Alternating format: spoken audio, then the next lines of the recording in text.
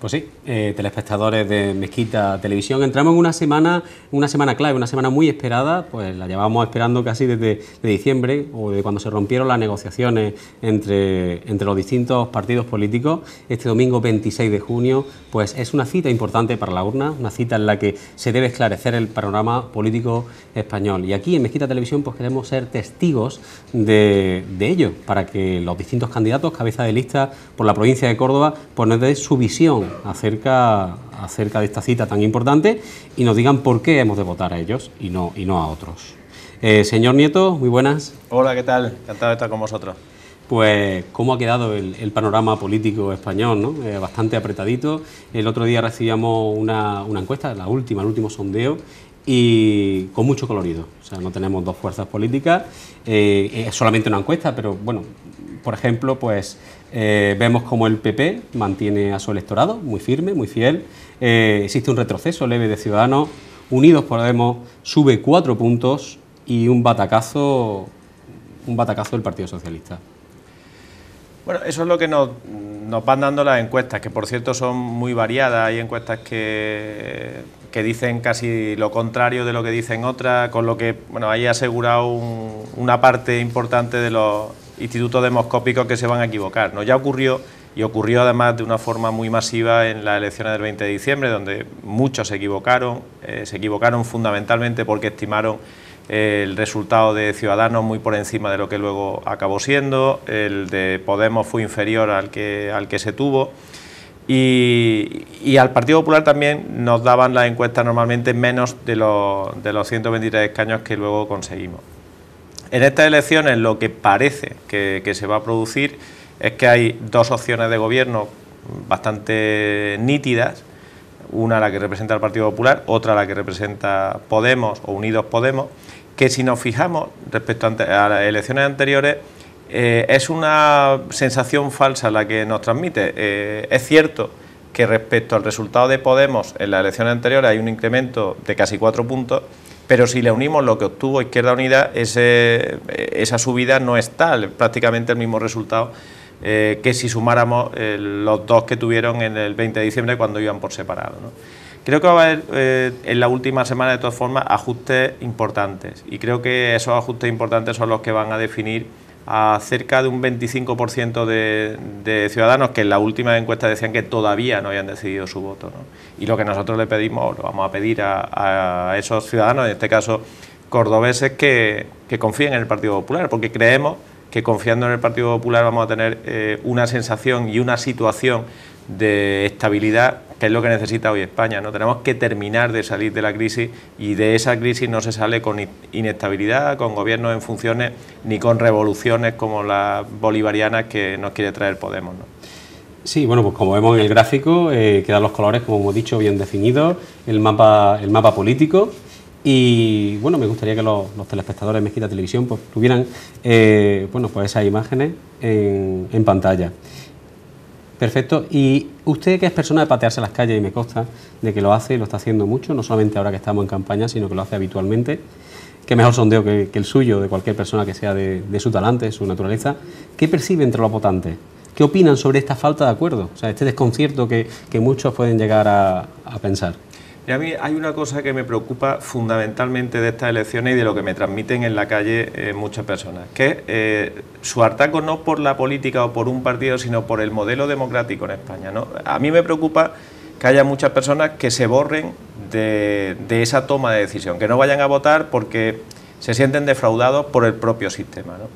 Y que le dejen el terreno libre a quienes de una forma muy radical y muy masiva van a ir a votar a su partido, fundamentalmente el que parece que tiene más movilizado su electorado es Unidos Podemos, que va a llevar en masa a sus electores a votar.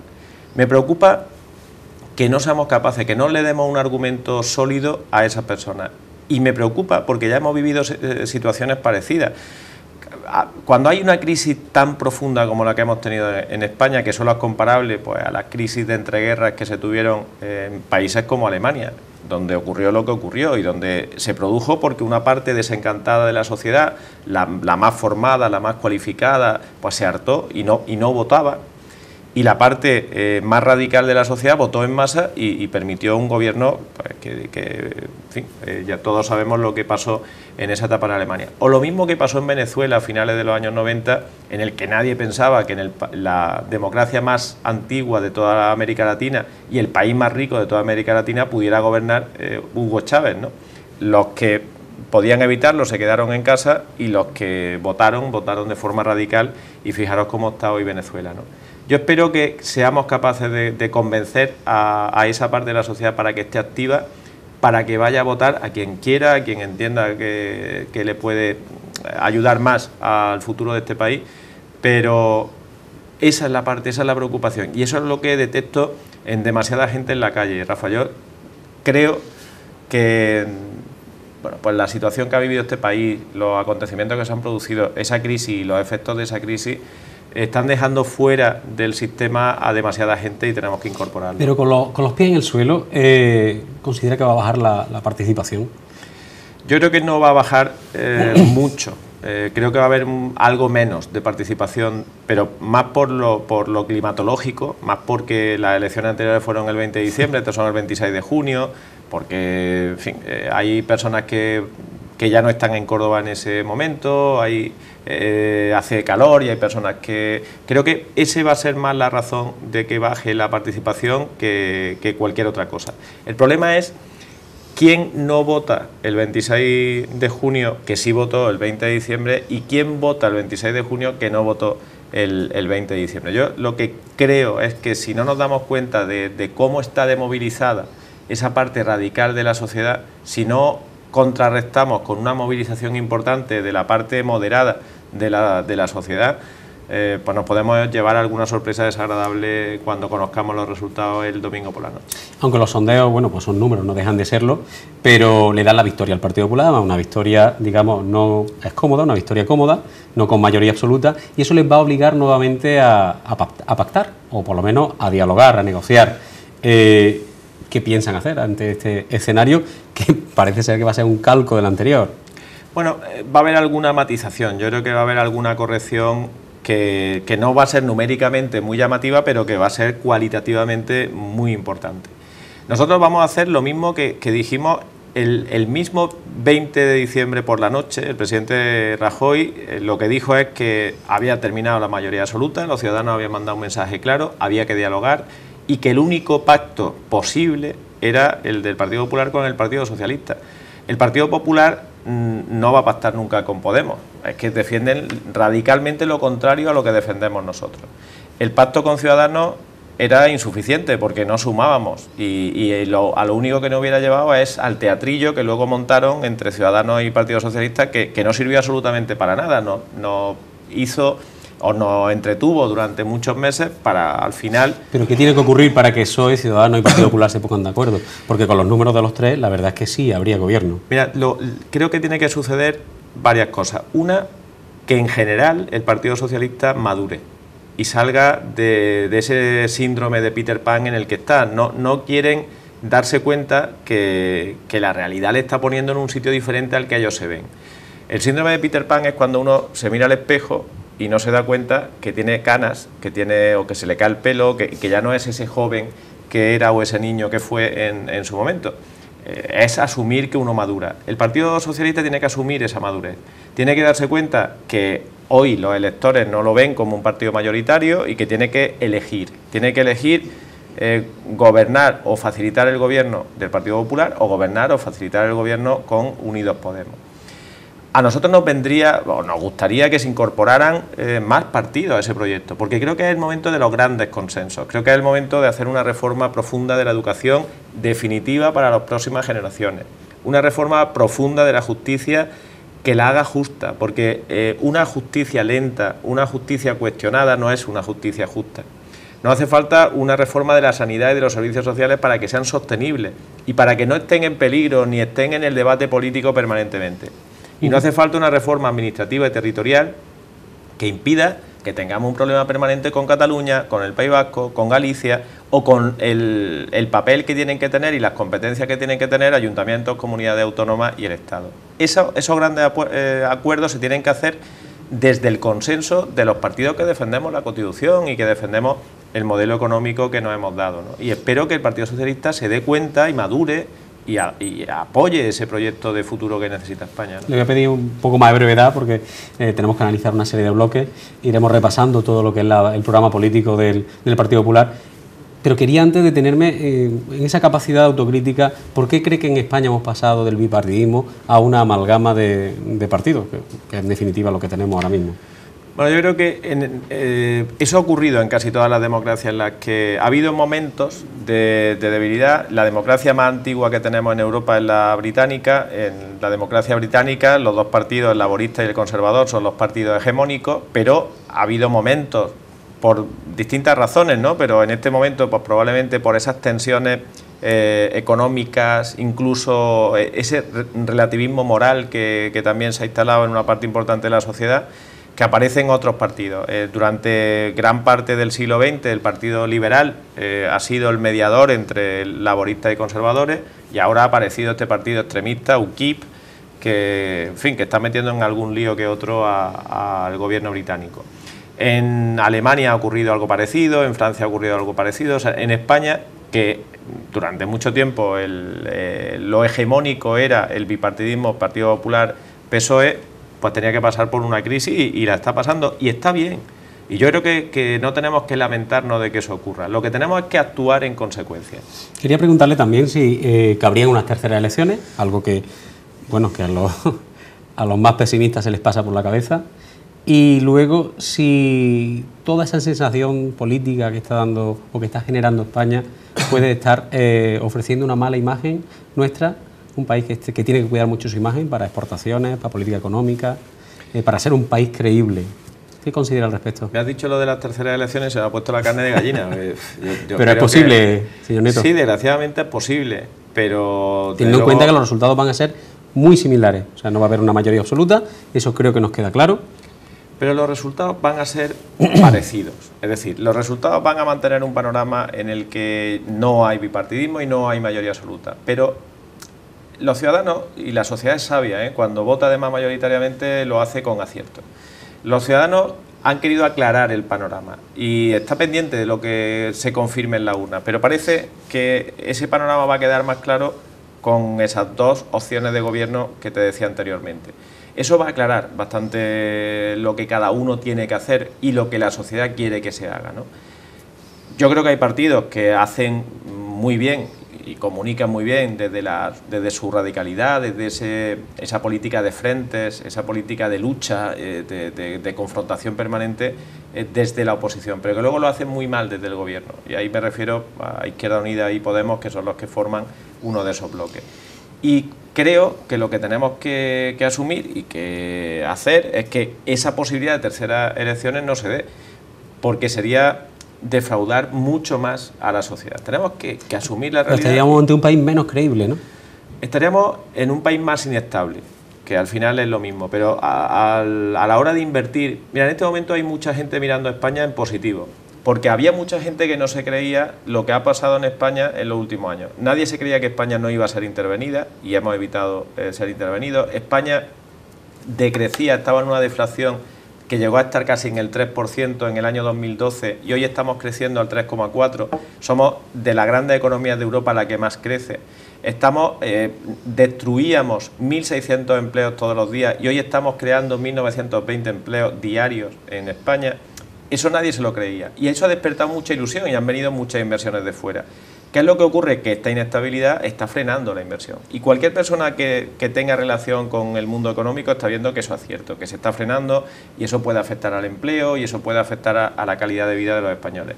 Tenemos que aclarar esa situación y tenemos que llegar a un gobierno con generosidad, en el que el programa del PP se matice con el programa del PSOE y el programa de Ciudadanos pues puede incorporar también iniciativas y haya un gobierno en el que estén los mejores de cada uno de esos partidos. Pues con ese mensaje nos quedamos en este final de primer bloque y creo que enlaza perfectamente con el segundo bloque que queremos tratar, que es un bloque de esos problemas que afectan realmente a los ciudadanos, aunque es verdad que la preocupación política, la situación política se ha convertido en una preocupación para todos los españoles, pero vamos a hablar más de problemas más reales o más concretos y de capítulos que afectan muchísimo a los ciudadanos. Por ejemplo, hablemos de crisis. ¿Se ha acabado ya la crisis? No, no se ha acabado la crisis porque tenemos más de 3,5 millones de parados en España y eso es mucho. Son 2 millones menos que los 5,5 millones que llegamos en el punto más duro de la crisis, pero tenemos que buscarle solución a esas personas y tenemos que buscarle posibilidades de empleo. No se ha acabado la crisis porque hay personas que no llegan a final de mes, que tienen muy comprometido el mantener a sus familias y hasta que no consigamos eso no habremos salido de la crisis. Y no vale el plantear ni la euforia, porque no sirve, ni el tampoco negarnos el esfuerzo que ha hecho esta sociedad y el éxito que ha tenido la sociedad española, que no ha sido del gobierno exclusivamente, ha sido del conjunto de la sociedad para todo este tramo que hemos hecho de salida de la crisis. Quedan cosas por hacer y por eso es tan importante alcanzar ese gobierno. Y le pregunto, es que el Partido Popular puso sobre la mesa o dejó entrever que es probable que haya nuevos ajustes económicos en el próximo cuatrienio. Bueno, lo que ha habido, lo que ha habido es una carta que manda el presidente Rajoy al presidente de la Comisión Europea en el que lo que le plantea es que España va a cumplir y que no se preocupe la Unión Europea porque España va a cumplir. Cuando hablábamos antes de esas incertidumbres que se tienen fuera de España, también la Unión Europea tiene incertidumbre sobre España y le preocupa la situación que vive este país porque no tenemos gobierno electo, ¿no? Tenemos un gobierno en funciones. Lo que hace el presidente Rajoy es decir, oigan, no se preocupen porque vamos a cumplir. Y España va a cumplir, como hemos ido cumpliendo desde que en diciembre del año 2011 el Partido Popular llegó al gobierno. Ahora bien, los sacrificios que había que hacer ya se han hecho. Y ahora lo que toca es ir recogiendo frutos de esos sacrificios. Hemos hecho 2 bajadas de impuestos en el último año, se tiene que seguir bajando los impuestos, se tiene que seguir activando el empleo, el crecimiento es el que tiene que ir. Cuando estábamos en recesión, los recortes eran imprescindibles. Cuando se está en crecimiento, el crecimiento económico es el que permite reducir el déficit. Y eso es lo que quiere el gobierno, que no dejemos de estar en crecimiento y que por tanto se cumpla sin tener que hacer más sacrificios por parte de la sociedad. Bueno, pues España es un país con mucha pequeña y mediana empresa. Y bueno, los programas políticos la verdad que hablan mucho de posible ayuda, pero siempre sale la figura del autónomo. El autónomo es incluso en spots publicitarios últimamente se está jugando mucho con esa figura. Los autónomos quieren igualarse al resto de Europa y hay programas políticos que así lo reflejan, hay muchas cifras al respecto. Sus cuotas de la seguridad social, por lo menos las que hay en España, son bastante altas. ¿Solucionaría algo bajarlas? Ya se han bajado. Estamos hablando de 3,5 millones de españoles, sí, por lo menos. Las cuotas sociales, se ha puesto en marcha la tarifa plana de 50 euros, se han puesto ayudas para las contrataciones que hacen los autónomos, se ha modificado el sistema de módulos para que también se ayude a la estabilidad de los autónomos. Creo que probablemente, y más por mérito de los colectivos de autónomos, en Córdoba tenemos a ATA, que es un colectivo importante, que ha sugerido muchas medidas y que se han aplicado. Creo que si hay un sector con el que se ha interactuado y con el que se ha comprobado que las medidas que se ponen en marcha tienen éxito, es con autónomos. Aquí tenemos un problema. ¿Se pueden bajar las cotizaciones de los autónomos? Por supuesto que sí. El problema es ¿qué cobra el autónomo cuando se jubile? ¿O quién paga las cotizaciones de los autónomos? Ese es el problema que tenemos que resolver. Si el autónomo cotiza menos, luego tiene menos pensión. Y tenemos que ver cómo se puede hacer compatible que el autónomo tenga la pensión digna que se merece cuando se jubile y que no tenga una presión excesiva por esas cotizaciones a lo largo de su vida laboral. Creo que se está trabajando mucho por buscar ese equilibrio, creo que se está trabajando bien y que se ha conseguido que esa tarifa plana sea un buen enganche para personas emprendedoras que querían poner en marcha su negocio y son autónomos en el día de hoy. Y tenemos que ir avanzando en esa línea para conseguir el mayor equilibrio posible. Una pensión digna para el autónomo que se jubile y una presión lo más baja posible con las cotizaciones que haga. ¿Qué va a hacer el Partido Popular para generar más empleo, en caso de que llegase nuevamente a Moncloa?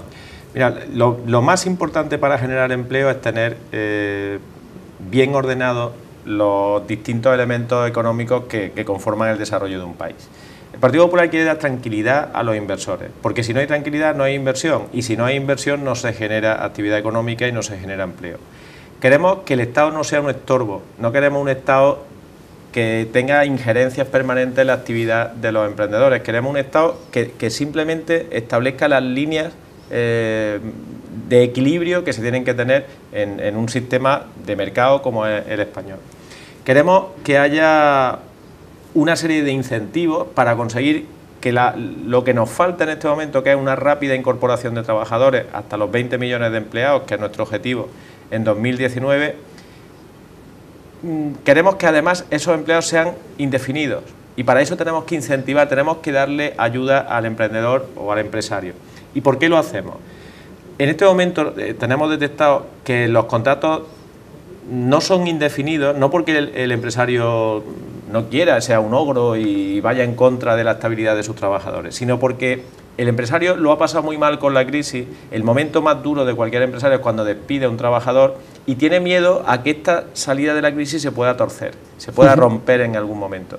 Si le damos seguridad de que el crecimiento económico es seguro, es sólido y va por buen camino, y además facilitamos soluciones y ayudas que incentiven ese paso de contrato temporal a contrato indefinido, vamos a conseguir que no solo el 75% de los españoles que trabajan sean indefinidos, sino acercarnos a cifras próximas al 90%, que es el objetivo que nos marcamos. Hablemos de otro asunto también muy relacionado con la economía, que afecta a muchos ciudadanos y una gran masa empresarial de España, como es el turismo. Tenemos unos registros turísticos realmente importantes. Incluso en Córdoba. Córdoba tiene una escalada ahora mismo de turistas, en parte también propiciado porque los países del norte de África, los países mediterráneos, ribereños, tienen una situación de crisis, una crisis política, y bueno, pues España pues eso, se dice que está sacando tajadas. ¿Pero ha tenido que ver algo el gobierno en esta escalada de turistas en España? Bueno, el mayor mérito es de la sociedad y es del sector del turismo. A ese sector al que hay que darle y transmitirle pues ese mayor mérito. Pero te voy a decir en qué tiene que ver el gobierno. El gobierno tiene que ver en que, a pesar de la crisis, no haya subido el IVA del turismo por encima del 10%, como sí se ha hecho en otros países, que ha provocado que sea más caro viajar a esos países y que, por tanto, compitan en mayor dificultad y bajen en el número de viajeros.